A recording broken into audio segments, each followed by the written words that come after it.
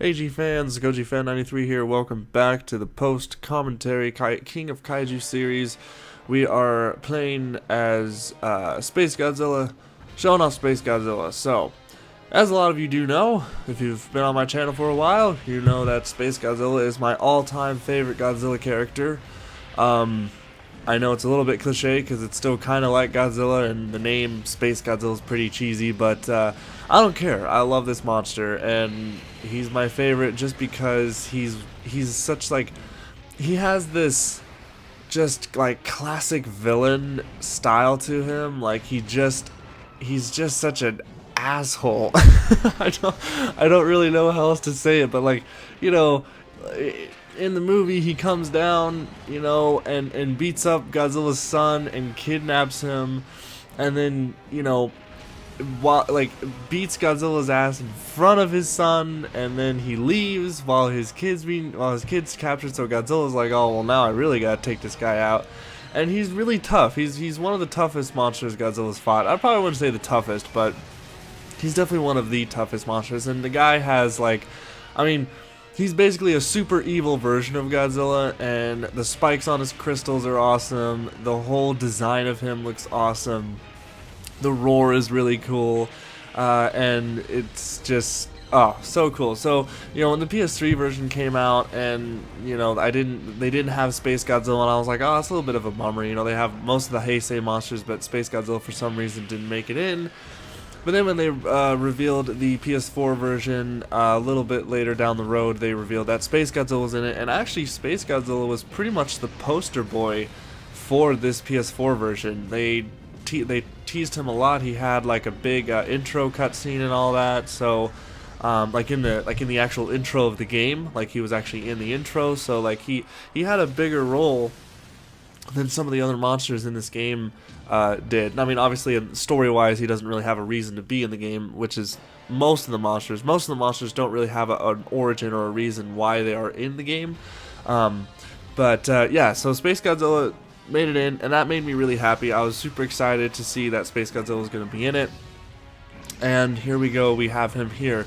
Now, the problem with Spacegodzilla when it comes to the other video games is that Spacegodzilla has always been really tricky to control.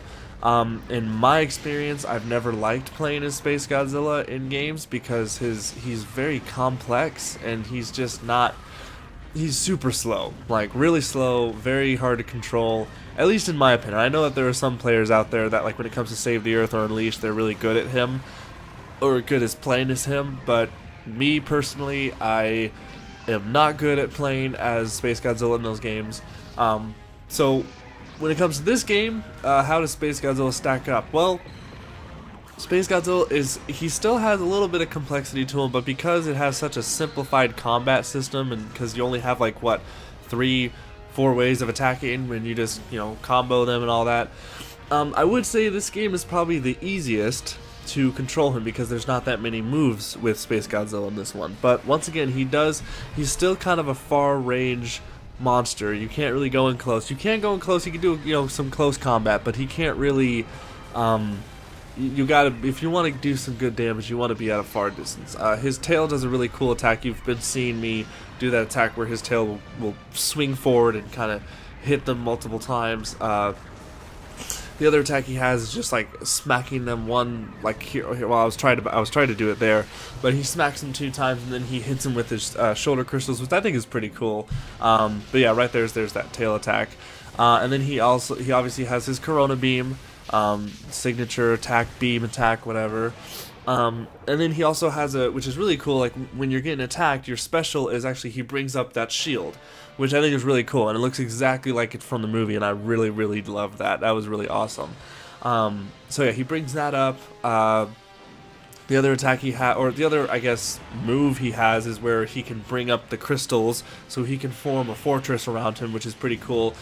Excuse me. Although it's a little bit useless. I haven't really seen a reason why that's a move that you should use, because I mean, I don't know if it makes Spacegodzilla stronger while the crystals are there or whatnot, so I don't know, it's really weird. So as far as playing him, he's alright. He's not bad. but I wouldn't really call him a high tier monster because he can get his ass kicked pretty easily in this game. I've noticed. So I'd probably call him like a medium tier monster.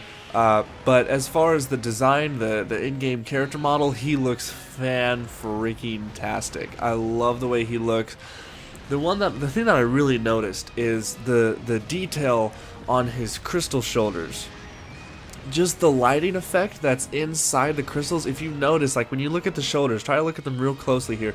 You can see the glow, the inner glow in the crystals of the shoulder crystal, and it just looks so like the movie. It's so cool. I love it. I love how it looks like that. And yeah, and his face too. His face looks very ferocious. He looks very mean, which is how he's supposed to look. So yeah, Spacegodzilla just looks fantastic. I love the way he looks in this game. I really wouldn't have it any other way. And obviously you have his classic roar, and then you have, when he shoots his Corona beam, it's like exactly the sound effect from the movie, so that's great too.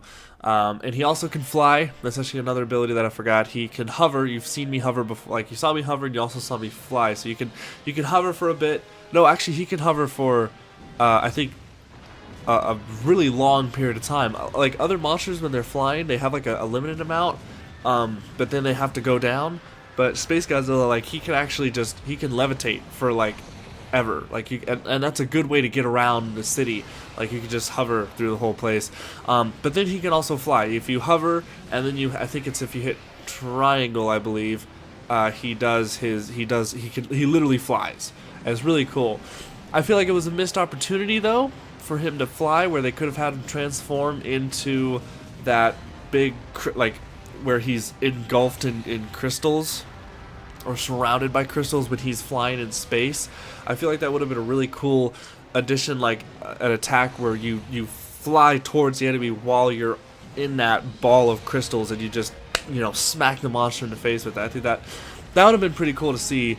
But sadly that isn't in the game, and I feel like that's a missed opportunity with the character. But oh well, who knows? Hopefully they'll make a sequel, and maybe we'll get that. I don't know, but so yeah, that's really all I gotta say for Spacegodzilla. I really do. It's great that he's in the game. I wouldn't call him my favorite monster to play as. Once again, just like in the other games, because in the other games he's, I don't know, it's really weird. It's like for some reason you can't make Spacegodzilla easy to play as. He has to be very complicated. Oh, also another thing, he can also do telekinesis on monsters, which is really awesome. Like, you could do that in the other games, but in this game it's authentic, where you actually see like that green glow. I don't do it in here because I didn't know how to do it when I was recording this gameplay, but I think I did it when I was doing my long play recording, which you'll see later. But that is an attack that he has as well, where he can levitate the monster, and it looks so cool because it looks exactly like it's from the movie, and that's what I love. That's like, it's so cool. The fan service is so great. I love it. But yeah, are we on the final stage? Oh no, we gotta fight Destroyer, and then we're probably gonna fight Birdie Godzilla after this. I don't remember if it was Birdie Godzilla or 2014, but so yes, but Spacegodzilla is great though. He's pretty cool to have him in the game. It's always great to see Spacegodzilla in stuff. So it's awesome because, you know, we only got one movie with him, and he was such a cool villain, and it's really great to see him back. So, but that's really all I got for Spacegodzilla. I don't really think I have anything else to talk about. So I guess we'll watch this battle with Destroyer and see how Spacegodzilla does. So, yeah.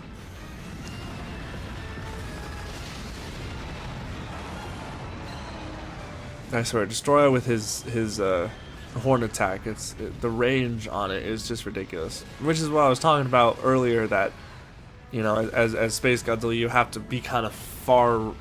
You have to be at a long range to attack, because, especially if you're fighting Destroyer, because if you get in close, Destroyer's just gonna mess you up.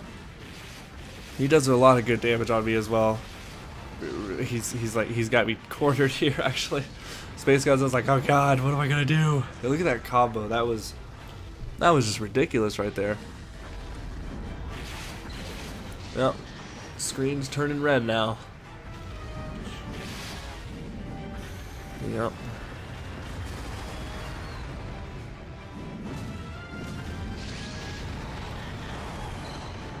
He's got me boxed in, which is really bad. You really don't want to be boxed in when you're fighting Destroyer. Oh, that's right. I forgot. I die in this one. I actually die as my character. That's right, because I looked at the video feed. Ah, damn it. Yeah, I do end up dying. Son of a gun. Alright. Well, that'll do it for this episode. Thank you guys so much for watching. And it's a big fail, but that's it. Stay Big G fans.